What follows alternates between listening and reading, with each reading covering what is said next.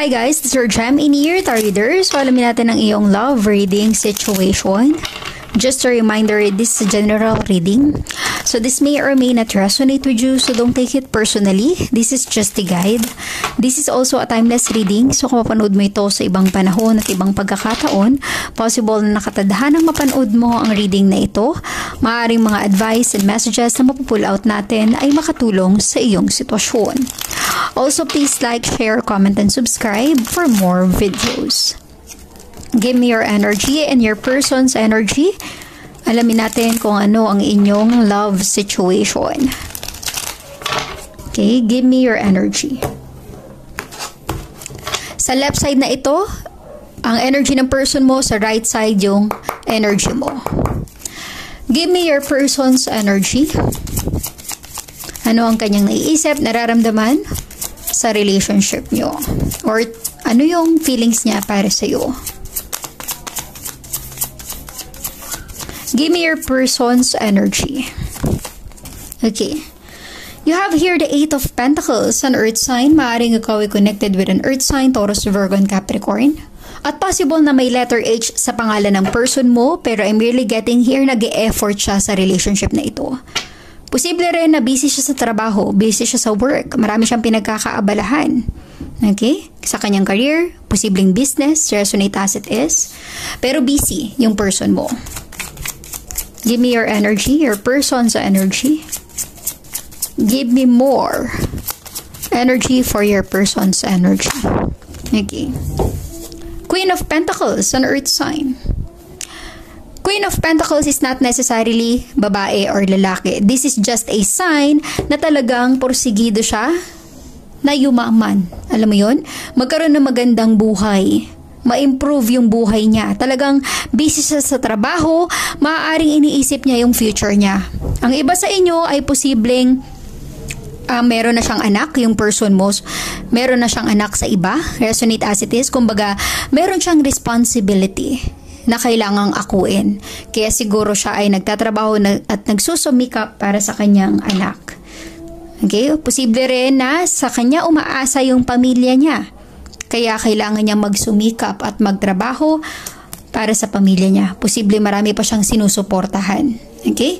I'm really getting that kind of vibe. Give me more energy for your person. Nafe-feel ko sa energy ng person mo, may pagka-madiskarte siya sa buhay.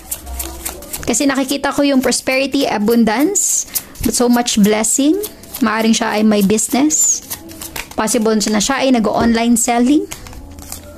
You have the Page of Swords, an air sign. Maaaring ikaw ay connected with a Gemini, Libra, and Aquarius. And the Emperor energy, this is a strong Aries, okay? A fire sign. Posibleng may letter D sa pangalan ng person mo. Pero ang nafe-feel ko sa energy niya, even though confident siya sa sarili niya, may mga times na nag-aalinlangan siya. Tingin ko, because of the responsibility na inaako niya, hindi siya ganun nakakapagbigay ng time and effort sa relationship nyo. Okay?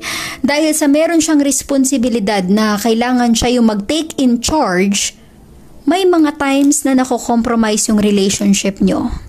Tingin ko nawawalan siya ng panahon sa iyo. Posible rin na naiko-compare mo yung relationship nyo sa mga previous relationship mo. Okay? Resonate as it is. But I'm really getting here, ang focus talaga niya is, alam mo yung trabaho, career, business. May mga times or moment na bihira na kayong makapag-usap with the Page of Swords. Okay? Siguro dahil sa sobra niyang busy, madalang na kayong mag-usap. Magkaroon ng quality time for each other.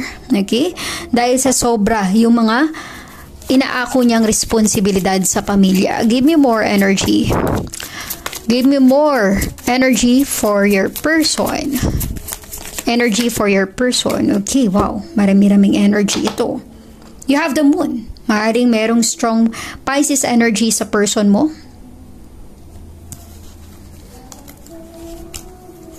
Ang nafe-feel ko dito, guys, you have the moon energy, strong Pisces. The 9 of Wands, a fire sign. Okay, give me more energy for your person's situation. Give me more energy for your person's situation. Let us see.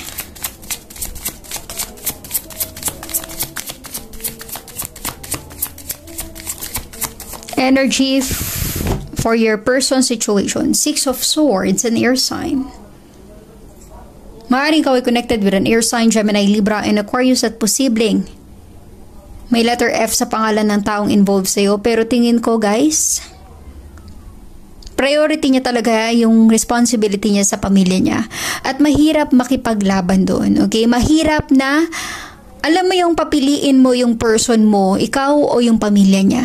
It's really hard to make that decision kasi pamilya niya yun eh.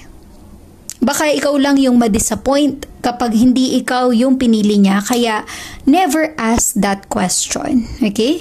Nafe-feel ko sa energy ng person mo talagang yung focus niya, yung priority niya is yung pamilya niya. Okay? Give me your energy. Give me your energy. You have the Three of Cups, a water sign. Maaaring ikaw ay may water sign energy. Cancer, Scorpio, and Pisces at posibleng may letter C sa pangalan mo, but I'm really getting here, you are just having fun with your friends. Mas marami kang quality time sa mga kaibigan mo. Mas nai-enjoy mo na kasama yung mga kaibigan mo. Tingin ko nauunawaan nila yung mga sitwasyon na pinagdadaanan mo sa relationship na ito. Sila siguro yung sinasabihan mo na pag nalulungkot ka at namimiss mo yung person mo, may mga problema na kayo na pinagdadaanan, kaibigan mo agad ang una mong tinatakbuhan.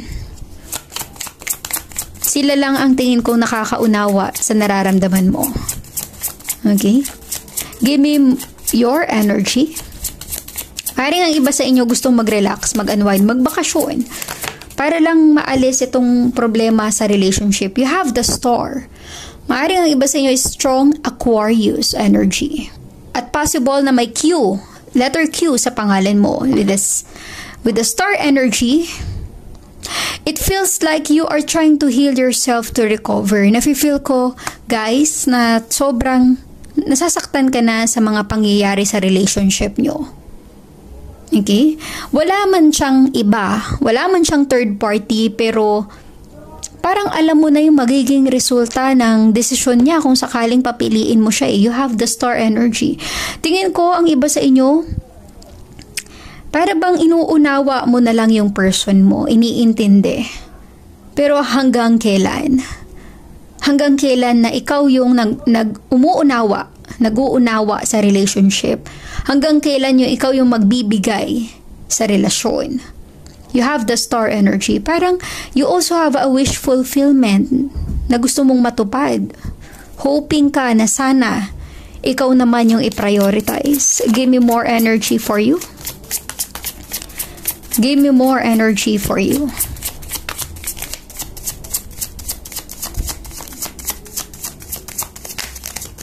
I'm really getting some kind of sadness in your energy. Six of Cups, a water sign. Maaaring ikaw ay connected with a water sign, Cancer, Scorpio, and Pisces. There is someone from your past na posibleng magbalik sa buhay mo. Posibleng may letter F yung person na babalik sa buhay mo. Resonate as it is. Pero yung person na ito is maybe your ex or past person. Posibleng magkakaroon ng time na para bang mas ma-effort yung past person mo kaysa sa current relationship mo. Mas nagbibigay siya ng atensyon sa'yo. Okay? Tingin ko mapapaisip ka sa sitwasyon na ito. Give me more energy. Posible rin na ito ay kantongan ng third party relationship. Dahil maaaring mabaling yung feelings mo sa iyong past person. Lalo na't meron kayong nakaraan. You have the King of Swords, an air sign. Maaaring ikaw ay may air sign energy, Gemini, Libra, and Aquarius. Okay? Nafe-feel ko na para bang naiintindihan or nauunawaan mo naman yung person mo eh. Hindi ka naman makasariling tao, pero may mga times na may limit or may hangganan yung pangunawa mo. Okay? Nafe-feel ko na darating ang panahon, papipiliin mo siya. Hindi pwedeng forever na lang na ikaw yung naiisang tabi. I'm really getting that kind of vibe in your energy. Give me more energy for you. Give me more energy. Posible rin na you will receive a communication from your past person, your ex. Okay? You have the Six of Swords, an air sign, Gemini, Libra, and Aquarius. Maaring may letter G sa pangalan mo or sa pangalan ng person na connected sa'yo. Gaya ng sabi ko, cheating and betrayal. Baka or posibleng mangyari na magkaroon ka ng third party with your past person. Maaring ma-fall in love ka or ma-attract ka muli sa iyong past person dahil mas siya yung nagbibigay ng time and effort sa'yo. Quality time compared mo sa current relationship mo na pag kailangan mo, wala siya sa'yo. Kung kailan mo siya kailangan, lagi siyang naglalaho. Okay? Kumbaga, hindi niya nabibigyan ng panahon na tutuunan ng pansin ng relationship niyo dahil sa ibang responsibility na meron siya. Okay? Let us see your mutual energy. Ano ang mutual energy nyo ng person mo ngayon? Give me more energy. Your mutual energy.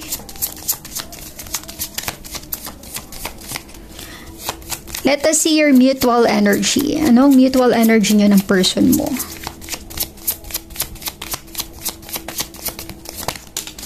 Okay.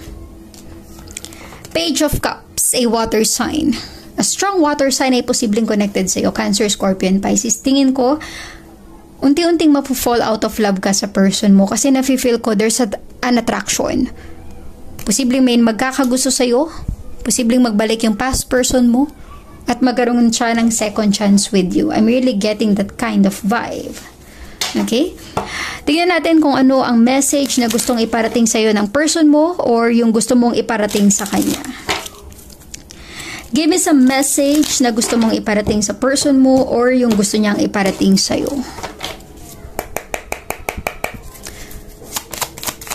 Give me some message for you and your person's energy. Okay.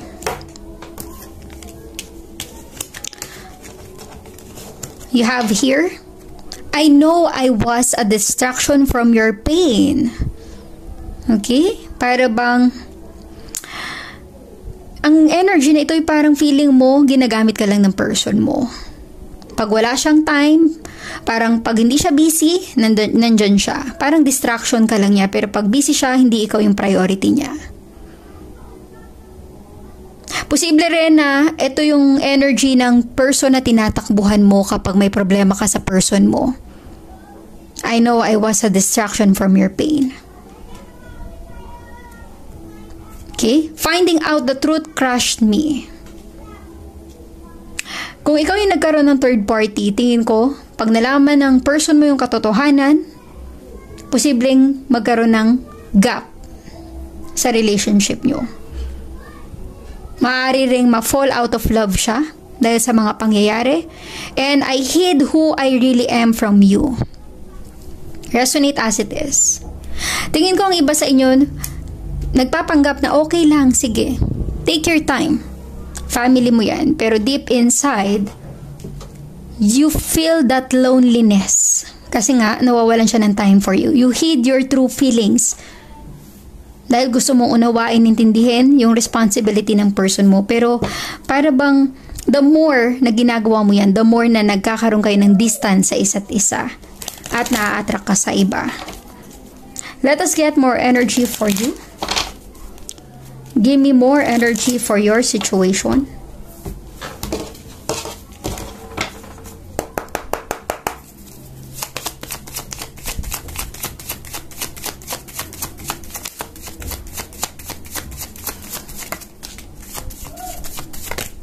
Okay.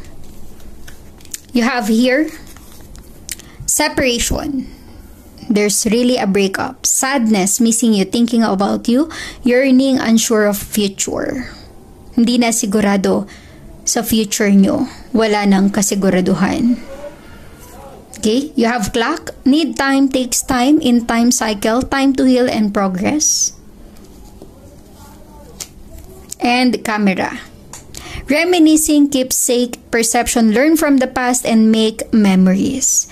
I'm really getting this kind of energy na para bang yung past person mo wants to have a reconnection with you. So it's up to you guys.